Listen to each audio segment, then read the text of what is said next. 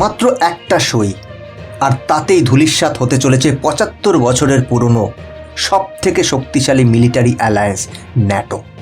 বন্ধুরা, এটা কোনো গুজব বা সাধারণ ষড়যন্ত্র তত্ত্ব নয়। খোদ ডোনাল্ড ট্রাম্প এমন এক সিদ্ধান্ত নিতে চলেছেন যা দ্বিতীয় বিশ্বযুদ্ধের পর পৃথিবীর সব থেকে বড় জিওপলিটিক্যাল ভূমিকম্প হতে চলেছে। শোনা যাচ্ছে ২০২৭ সালের মধ্যে ন্যাটো আর আগের মতো থাকবে না। কিন্তু কেন? কি এমন গোপন রিপোর্ট সামনে এলো যা দেখে ফ্রান্স, জার্মানি আর ব্রিটেনের মতো শক্তিধর দেশগুলোও ভয়ে কাঁপছে? কেন হঠাৎ করে ফ্রান্স তাদের সব বড় বড় হসপিটালকে যুদ্ধের জন্য রেডি হতে বলছে? পরিস্থিতি ঠিক কতটা ভয়ানক হলে একটা দেশ শান্ত সময় দাঁড়িয়ে ওয়ার ইকোনমি চালু করার কথা ভাবে? রিপোর্ট বলছে আমেরিকা সোজা ইউরোপকে জানিয়ে দিয়েছে, নিজেদের যুদ্ধের খরচ এবার নিজেরা চালাও।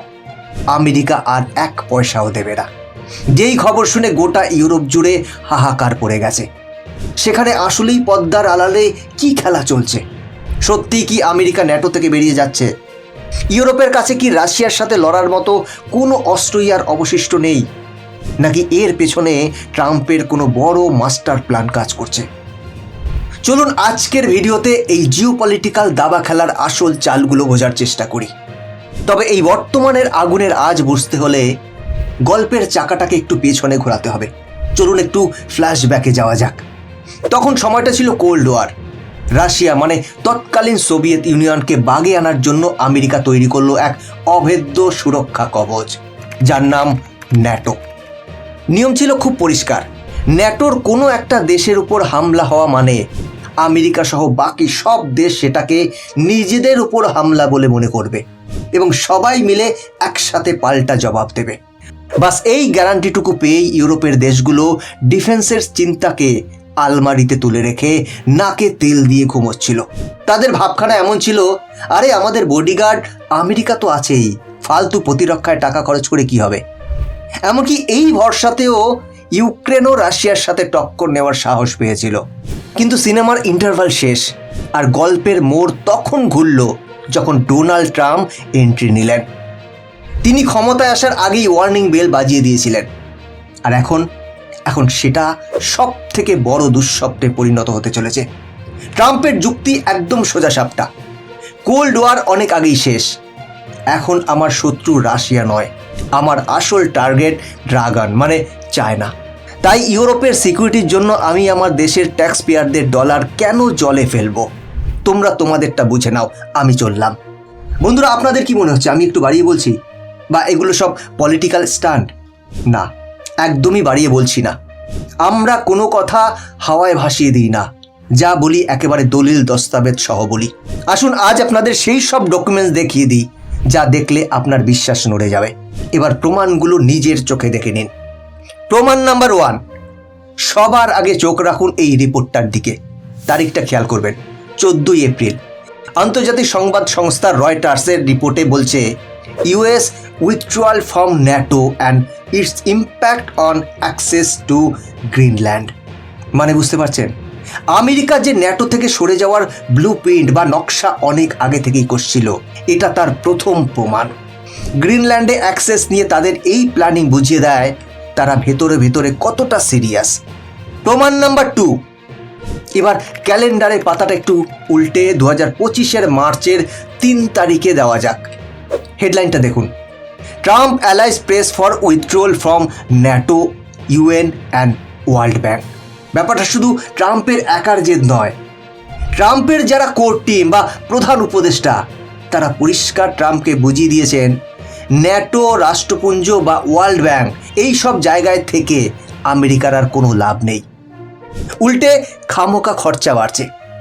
আমেরিকা এখন চলছে আমেরিকা ফার্স্ট নীতিতে। সোজা কথায় বাইরের দেশের বডিগার্ড হয়ে থাকার শখ আমেরিকার মিটে গেছে। প্রমাণ নাম্বার 3, অনেকে হয়তো ভাবছেন, আরে এগুলো তো খবরের কাগজের হেডলাইন, পলিটিশিয়ানরা তো কত কিছুই বলে। কিন্তু যদি বলি এই বিচ্ছেদ এখন আইনি পথে হাঁটতে শুরু করেছে। বিশ্বাস হচ্ছে না? স্ক্রিনে দেখুন এই বিলটি। আমেরিকার সেনেটে এই বিলটি পেশ করে দিয়েছে সেনেটর থমাস ম্যাসি। বিলের নাম HR 6508, দ্য ন্যাটো অ্যাক্ট। উদ্দেশ্য কি? এক লাইনে পরিষ্কার লেখা আছে, to remove the United States from the North Atlantic Treaty Organization, মানে ন্যাটো। মানে বুঝুন, আমেরিকার সেনেটে ন্যাটো থেকে বেরিয়ে আসার জন্য রীতিমতো বিল পেশ হয়ে গেছে। এর থেকে বড় প্রমাণ আর কি হতে পারে? এই বিলে স্পষ্ট যুক্তিতে বলা হয়েছে, সোভিয়েত ইউনিয়ন যখন ভেঙে চুরমার হয়ে গেছে তখন ন্যাটোর আর কোনো দরকার নেই। আমেরিকা আর কতদিন বিশ্বের সিকিউরিটি ব্ল্যাঙ্কেট বা কম্বল হয়ে পৃথিবীকে আগলে রাখবে? এবার যার যার কম্বল তাকেই গায়ে দিতে হবে। আর শুধু কম্বল সরিয়ে নেওয়ার কথা বলাই নয়, যাওয়ার আগে আমেরিকা ইউরোপের কপালে একটা বন্দুকও ঠেকিয়ে দিয়েছে, যার নাম আলটিমেটাম। হ্যাঁ, আমেরিকা শুধু ন্যাটো ছাড়ছে না, তারা ইউরোপকে একটা ডেডলাইন ধরিয়ে দিয়েছে। রিপোর্ট বলছে, পেন্টাগন থেকে ওয়াশিংটনের হাই প্রোফাইল মিটিংয়ে ইউরোপীয় লিডারদের স্পষ্ট জানিয়ে দেওয়া হয়েছে 2027 সাল এটাই লাস্ট ডেট। এর মধ্যে ন্যাটোর সমস্ত দায়িত্ব, তা সে মিসাইল ডিফেন্স হোক বা ইন্টেলিজেন্স শেয়ারিং, সব ইউরোপকে নিজেদের কাঁধে তুলে নিতে হবে। আমেরিকা আর চামচ দিয়ে খাইয়ে দেবে না। আর ওয়াশিংটন থেকে এই খবরটা ইউরোপে পৌঁছানোর পরেই অন্দর মহলে কি চলছে জানেন? এক কথায় হাহাকার। কারণ ইউরোপের নেতারা খুব ভালো করেই জানেন, মাথার ওপর থেকে আমেরিকার হাতটা সরে গেলে রাশিয়ার হাইপারসোনিক মিসাইলের সামনে তারা তাসের ঘরের মতো ভেঙে পড়বে। বিশ্বাস হচ্ছে না? প্রমাণ চান? তাহলে ফ্রান্সের দিকে তাকান। ফ্রান্স সরকার অতি গোপনে তাদের দেশের সমস্ত হসপিটালকে একটা ভয়ানক নির্দেশ পাঠিয়েছে। বলা হয়েছে মার্চ 2026-এর মধ্যে মেজর এঙ্গেজমেন্ট বা বড় যুদ্ধের জন্য প্রস্তুত হতে। সোজা কথায়, প্রচুর মৃতদেহ আর আহত সৈনিকদের হ্যান্ডেল করার জন্য এখন থেকেই বেড আর মর্গ রেডি রাখতে বলা হয়েছে। ফ্রান্স সরকার ক্যালকুলেশন করে বুঝে গেছে 2026 থেকে 27-এর মধ্যে বড় কিছু একটা ঘটতে চলেছে। অন্যদিকে ব্রিটেনের অবস্থা দেখুন। এক সময় যাদের ভয়ে বাঘে গরুতে এক ঘাটে জল খেত, যাদের সাম্রাজ্যে সূর্য ডুবত না, আজ তাদের নিজেদের মিডিয়াই তাদের ক্ষমতা নিয়ে প্রশ্ন তুলছে। বিবিসির আর্টিকেলটা দেখুন, হেডলাইন বলছে, কাল যদি যুদ্ধ লাগে ব্রিটেন কতক্ষণ টিকবে? উত্তরটা জানলে ব্রিটিশদের রাতের ঘুম উড়ে যাবে। রিপোর্ট বলছে, গত 50 বছর ধরে আমেরিকার ভরসায় আয়েশ করতে গিয়ে এরা নিজেদের সেনাবাহিনী বাড়ায়নি, অস্ত্রের ভাণ্ডারে ধুলো জমেছে। আজ তারা বুঝতে পারছে সেই আয়েশের মাসুল দিতে হবে। আর জার্মানি, হিটলারের দেশ জার্মানি তো ভয়ে তড়িঘড়ি নতুন আইন পাশ করে ফেলেছে। 18 বছর বয়স হলেই এখন বাধ্যতামূলক মিলিটারি সার্ভিস। কিন্তু কেন এই তাড়াহুড়ো কেন? কারণ জার্মানি জানে, পুতিন যদি একবার ইউক্রেন পার করে পোল্যান্ড বা জার্মানির বর্ডারের দিকে তাকান, তখন আর আঙ্কেল স্যাম বা আমেরিকাকে পাশে পাওয়া যাবে না। তখন লড়াইটা একাই লড়তে হবে। জার্মানি তো একা লড়ার প্রস্তুতি নিচ্ছে, কিন্তু কার বিরুদ্ধে সেটা বুঝতে হলে আপনাকে একবার গ্লোবাল ম্যাপের দিকে তাকাতে হবে। একদিকে দাঁড়িয়ে আছে বিশাল রাশিয়া, যাদের হাতে আছে পৃথিবীর সব থেকে ভয়ঙ্কর technology, dead hand system. Dead hand সিস্টেমটা কি জানেন? সোজা কথায় এটা একটা অটোমেটিক মৃত্যু পরোয়ানা। যদি কোনোভাবে রাশিয়ার লিডারশিপ ধ্বংস হয়ে যায়, যদি পুতিন নাও থাকেন, তবুও রাশিয়ার এই সিস্টেম অটোমেটিক ডিটেক্ট করে নেবে এবং হাজার হাজার নিউক্লিয়ার মিসাইল উড়ে যাবে ইউরোপের দিকে। মুহূর্তের মধ্যে লন্ডন, প্যারিস, বার্লিনের মতো সুন্দর সাজানো শহরগুলো মাটির সাথে মিশে যাবে। ইউরোপের এই ভয়টাই আজ তাদের হাড় হিম করে দিচ্ছে। কিন্তু বন্ধুরা, মুদ্রা তো দুটো পিঠ থাকে। একদিকে ইউরোপ যখন এই আসন্ন ধ্বংসের ভয়ে কাঁপছে, ঠিক তখন বিশ্বের আরেক প্রান্তে কি ঘটছে জানেন? ঠিক তার উল্টোটা। বুদ্ধিমান ইনভেস্টাররা ডুবন্ত জাহাজ চেনে, তাই ইউরোপ থেকে ইনভেস্টাররা এখন পালাচ্ছে। আর সেই হাজার হাজার কোটি টাকা কোথায় যাচ্ছে জানেন?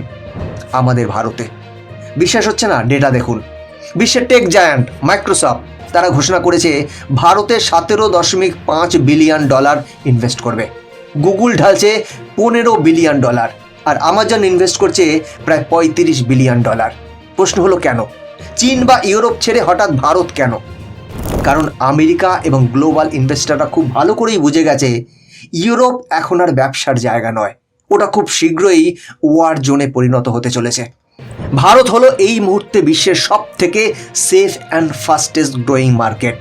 ভারতের স্টেবল সরকার, স্কিল্ড ম্যান পাওয়ার আর মেক ইন ইন্ডিয়া পলিসি আজ ভারতকে এমন এক জায়গায় এনে দাঁড় করিয়েছে যেখানে গোটা বিশ্ব আজ আমাদের উপর বাজি ধরছে।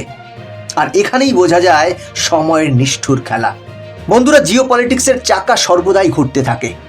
মহাকালের হিসেবে দেখুন, যে ইউরোপ একদিন সারা পৃথিবীকে শাসন করত, যাদের দাপটে বাঘে মহিষে এক ঘাটে জল খেত, আজ তারাই নিজেদের অস্তিত্ব বাঁচাতে হিমশিম খাচ্ছে।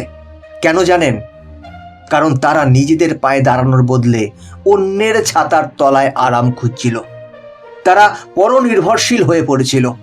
আর অন্যদিকে যে ভারতকে তারা একদিন অবজ্ঞা করত, দরিদ্র বলে উপহাস করত, আজ সেই ভারতই বিশ্বকে নেতৃত্ব দেওয়ার পথে এগিয়ে চলেছে। সবশেষে একটা কথাই বলবো, ডোনাল্ড ট্রাম্পের এই একটা সিদ্ধান্ত, ন্যাটো থেকে সরে যাওয়া, হয়তো তৃতীয় বিশ্বযুদ্ধের কারণ হবে না, কিন্তু এটা মোটামুটি নিশ্চিত যে এটি ইউরোপের পতনের কারণ হতে চলেছে। এখন শুধু সময়ের অপেক্ষা। দেখার বিষয় হলো 2027-এর ডেডলাইনের আগে ইউরোপ কি নিজের পায়ে দাঁড়াতে পারবে, নাকি রাশিয়ার ভাল্লুকের থাবায় পিষে শেষ হয়ে যাবে তাদের সাজানো বাগান? আপনার কি মনে হয়, আমেরিকা কি ঠিক করছে ন্যাটো থেকে সরে গিয়ে, নাকি বিপদের সময় বন্ধুর হাত ছেড়ে দেওয়াটা আমেরিকার চরম বিশ্বাসঘাতকতা? আপনার সুচিন্তিত এবং যুক্তিবাদী মতামত নিচে কমেন্ট করে অবশ্যই জানান। ভিডিওটি ইনফরমেটিভ মনে হলে লাইক করে বন্ধুদের সাথে শেয়ার করুন, যাতে সবাই আসল ভূ রাজনৈতিক সত্যটা জানতে পারে। এমন আরও গভীর বিশ্লেষণমূলক ভিডিও পেতে চ্যানেলটি সাবস্ক্রাইব করে আমাদের পাশে থাকুন। বন্ধুরা, আজকের ভিডিও এখানেই শেষ করছি। দেখা হচ্ছে পরের ভিডিওতে। ভালো থাকবেন, সাথে থাকবেন। জয় হিন্দ।